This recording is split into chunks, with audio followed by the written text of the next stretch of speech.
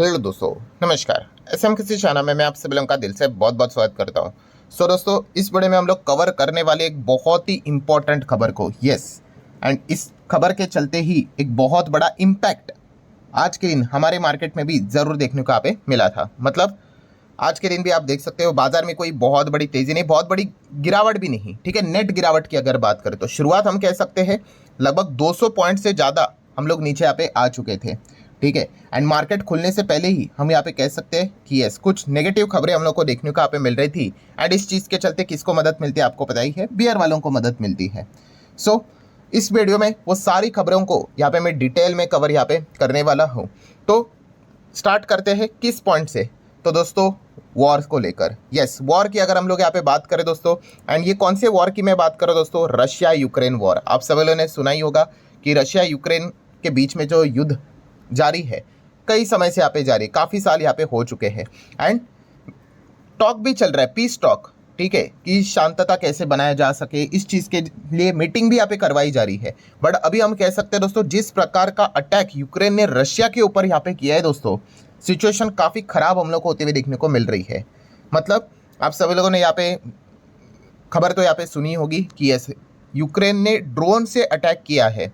And बहुत ही अंदर Russia की जो टेरिटरी हम लोग को देखने को मिल जाती है, उसके अंदर डीप अटैक यहाँ पे किया है दोस्तों, बहुत ही। और ये अटैक इतना बड़ा था, ठीक है, कि मतलब पूरे, मतलब आप कह सकते हो इंटरनेशनल मीडिया में इससे रिलेटेड पूरा कवरेज आप लोगों को देखने को यहाँ पे मिला होगा। आप देख सकते हो यूक्रेन के ड्रोन ने किसको टारगेट किया था, रशिया के एयरबेस को टारगेट यहाँ पे किया था दोस्तों।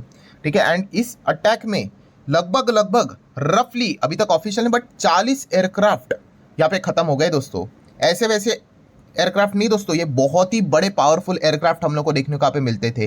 किधर आपको 40 मिलेगा, किधर आप अगर पढ़ोगे तो आपको 41 मिलेगा। बट इंपॉर्टेंट क्या है दोस्तों, बहुत ही बड़े अटैक, मतलब आप कह सकते हैं लेवल का ये अटैक हम लोग को देखने को यहाँ पे मिल चुका है। ठीक है, एंड आप चेक कर सकते हैं कितना, लगभग 5 एयरबेस, ठीक है, रशिया के अंदर, बहुत अंदर ये अटैक हम लोग को होते हुए देखने को यहाँ पे मिल चुका है।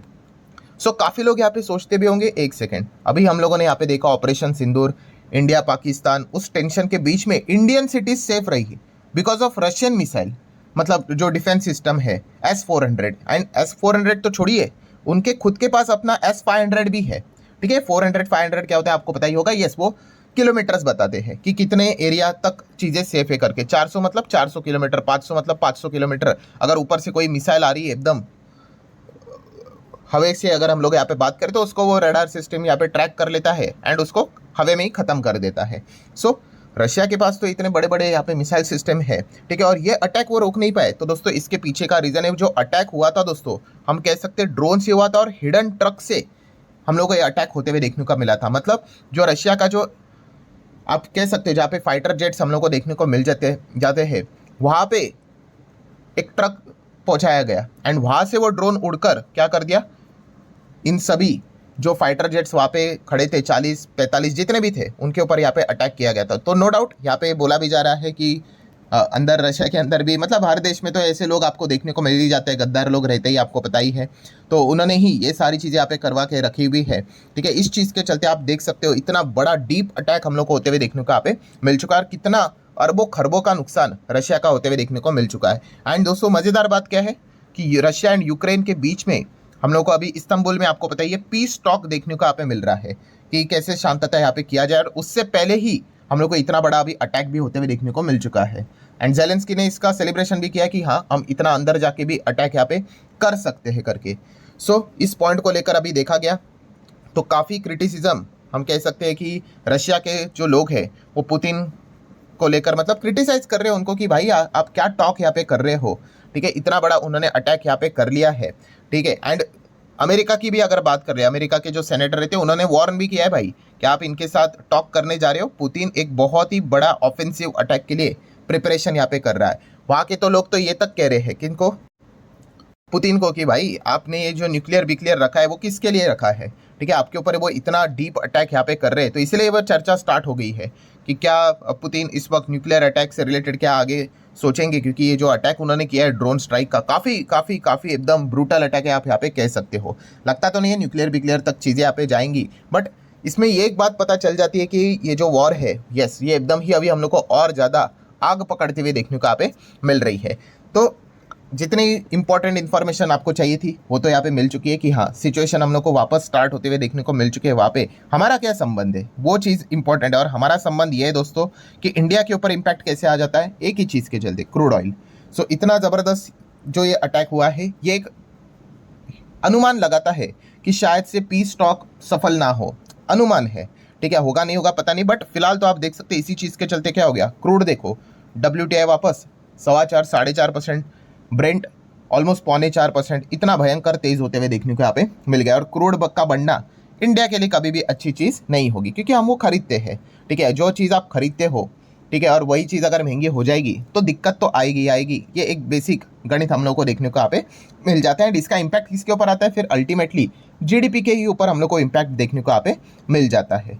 तो इस पॉइंट को हम लोग इग्नोर यहाँ पे नहीं कर सकते। जो GDP जो कि फ्राइडे के दिन मार्केट बंद हो जाने के बाद हमारा काफ़ी अच्छा डेटा यहाँ पे आया था, हम लोगों ने काफ़ी अच्छा सेलिब्रेशन भी किया था, उम्मीद भी रखी थी कि आज के दिन मार्केट में अच्छा कुछ देखने को मिलेगा। बट आपको जैसे बताया था कि 2-2.5 दिन 3 दिन का ये जो बीच में गैप रहता है, इतना कुछ चीज़ें होती है एक एक सेकंड में, तो कोई ना कोई तो आपको नेगेटिव खबरें देखने को मिल जाती है। और इसी चीज़ के चलते क्रूड भी भड़का, और जब क्रूड भड़कता है इस चीज़ के चलते, ठीक है, तो क्या मज़ा आता है देखने के लिए कि गोल्ड में भी आपको तेज़ी देखने को मिल जाती है। तो गोल्ड भी आप देख सकते हो दोस्तों, वापस 1 लाख की और वापस गोल्ड बढ़ते हुए देखने को यहाँ पे मिल रहा है। तो अगेन वो पॉइंट प्रूव होते रहता है, कौन सा, जैसे मैंने आपको बोला कि जब पूरी दुनिया में शांतता रहेगी, पीस रहेगा, तब जाके आप कह सकते हो दोस्तों गोल्ड ऑलमोस्ट खत्म हो जाएगा। ऐसा खत्म नहीं हो जाएगा, बोलने का तरीका समझिए कि अगर पीस, आप सोच कर देखिए पूरे पृथ्वी के ऊपर शांतता है, कोई दिक्कत नहीं, कोई किसी से पैसे के लिए या फिर ज़मीन के लिए लड़ नहीं रहा है, आपको लगता है ऐसा कुछ होगा? बिल्कुल नहीं। तो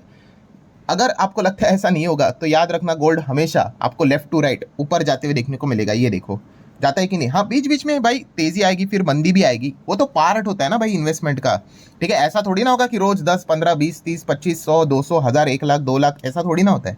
धीमे धीमे करके चीज़ें, कमज़ोर इन्वेस्टर को निकालना भी होता है कि नहीं भाई, तो चीज़ें तो कंसोलिडेट होगी होगी।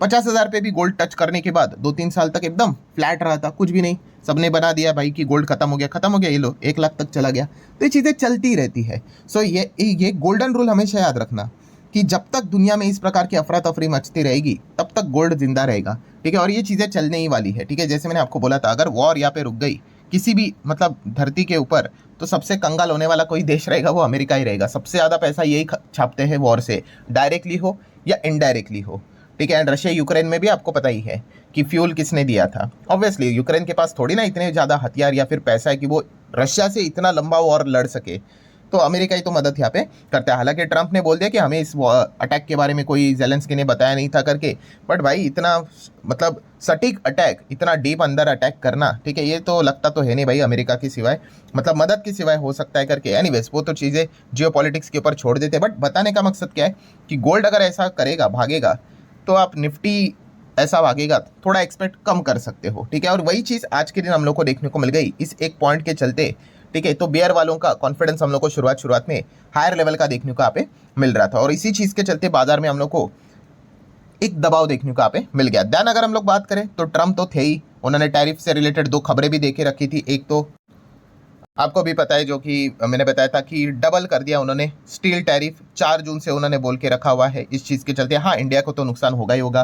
टैरिफ किसी भी एंगल से आप सेलिब्रेट थोड़ी ना करोगे। इंडिया ने भी बोला है अगर ऐसा हो जाता है एक्चुअल में तो हम भी क्या करेंगे, हमारा सेफगार्ड ड्यूटी डबल करवा सकते हैं। ये भी खबर रिपोर्ट के जरिए यहाँ पे आई थी। देन बात करें तो अमेरिका के जो सेनेटर है उन्होंने बोल दिया भाई कि रशिया का ऑयल खरीदने वाले जो पार्टनर्स होंगे लाइक इंडिया चाइना, उनके ऊपर हम 500% टैरिफ लगा देंगे, हम बिल पास करेंगे, ठीक है। क्योंकि रशिया से अगर हम देखा गया तो सबसे ज़्यादा जो ऑयल यहाँ पे खरीदते हैं इंडिया चाइना ही खरीदते हैं, कितना 70%, ठीक है 70%। मतलब क्या है कि रशिया को ये मजबूत करते हैं, और रशिया इसीलिए वॉर यहाँ पे रोकता नहीं है, ठीक है। उनका कॉन्फिडेंस हायर लेवल पे रहता है। हमने इतने सारे सैंक्शन लगा दिए, उनको इकोनॉमिकली फर्क ही नहीं पड़ रहा है, क्योंकि इंडिया एंड चाइना क्या कर रहा है, लगातार उनके ऑयल खरीदते जा रहे हैं, डिस्काउंटेड ऑयल खरीदते जा रहे हैं।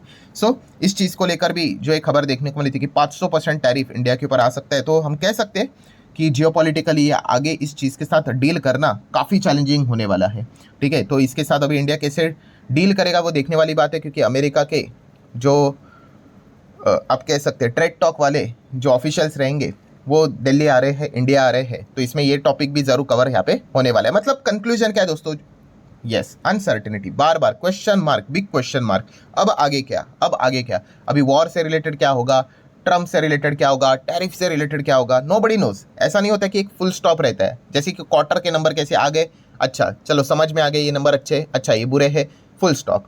ठीक है, कोई डेटा आने वाला था, जीडीपी का डेटा आया, अच्छा आया, खराब आया, अच्छा फुल स्टॉप। यहाँ पे पता ही नहीं है भाई कि आज रात तक कौन सी खबर निकल कर आएगी, वॉर रुकेगी नहीं रुकेगी, कोई बड़ा अटैक होगा नहीं होगा, टैरिफ को लेकर 10%, 15%, 25%, 500%। ठीक है, अभी वो जो आ रहे हैं उसमें कोई पॉजिटिव टॉक होगा नहीं होगा। 9 जुलाई को रेसिप्रोकल टैरिफ की एक और डेट देके रखी हुई है, उसमें क्या होगा। सो इससे क्या हो जाता है, यस जो फॉरेन इन्वेस्टर है, इंपॉर्टेंट चीज़ अल्टीमेटली क्या है दोस्तों, जो फॉरेन इंस्टीट्यूशनल इन्वेस्टर है, एफपीआईज है एंड खास करके एफडीआई है, फॉरेन इन्वेस्टर ही बोल देता हूँ तो ठीक रहेगा, इसमें सभी आ जाते हैं एफआई, ये क्या हो जाते हैं, ये कंफ्यूज हो जाते हैं भाई क्या करने का है। ठीक है, और जब से ट्रंप आया है तब से लेके अभी तक यही स्थिति हम लोग को देखने को यहाँ पे मिल रही है। सो ये इसीलिए हम यहाँ पे कह सकते हैं कि इंडेक्स लेवल पे अगर आप देखोगे तो बाजार ठीक है बीच बीच में अच्छा भी कर रहा है, बट एक रेंज में फंसा हुआ देखने को यहाँ पे मिल रहा है। जैसे हमने एक्सपेक्ट किया था ना कि भाई 25 कब तोड़ेगा, 25 तोड़ने के लिए भाई बहुत ही ज़्यादा कॉन्फिडेंट भरा वाला एकदम अच्छी खबर आनी चाहिए, तब जाके हम कह सकते हैं कि 25 यहाँ पे टूट पाएगा, वरना टूट तो जाएगा बट इंपॉर्टेंट चीज़ क्या है, वो मेंटेन नहीं रह पाएगा। बीच में 1-2 बार तोड़ भी दिया था। ठीक है, तो ये फिलहाल तो एक चीज़ें हम लोग को देखने को मिल रही है। ठीक है, एंड इसीलिए आप देख सकते हैं कि बाजार एक ही रेंज में पिछला 1 महीना हो गया फंसते हुए देखने को यहाँ पे मिल चुका है, ना तो ज़बरदस्त भाग रहा है और ना तो ज़बरदस्त यहाँ पे गिर रहा है। ये बोरिंग लेवल, बोरिंग स्टेज होता है मार्केट का, इसमें भी काफ़ी जो बिगनर्स होते हैं वो क्या कर देते हैं, मार्केट को क्विट कर देते हैं। तो ठीक है दोस्तों, ये तो मार्केट का स्वभाव है, ये तो नॉन कंट्रोलेबल इवेंट है, इसका आप और हम तो कुछ यहाँ पे कर नहीं पाएंगे, बस बर्दाश्त करने की क्षमता यहाँ पे होनी चाहिए। सो आशा करता हूँ दोस्तों आपके सारे डाउट यहाँ पे क्लियर हो गए होंगे। ठीक है, क्यों प्रेशर देखने को मिला एंड ऑल दैट, ये सारी चीज़ें चलती रहती, कल भी होगा कुछ, परसों भी होगा, सिर्फ हमें अपडेट्स पता यहाँ पे होने चाहिए। सो आशा करता हूँ वीडियो हेल्पफुल लगा होगा, चाहो तो आप इसको like as well as share कर सकते हो। मिलते हैं नेक्स्ट वीडियो में, तब तक के लिए बाय बाय।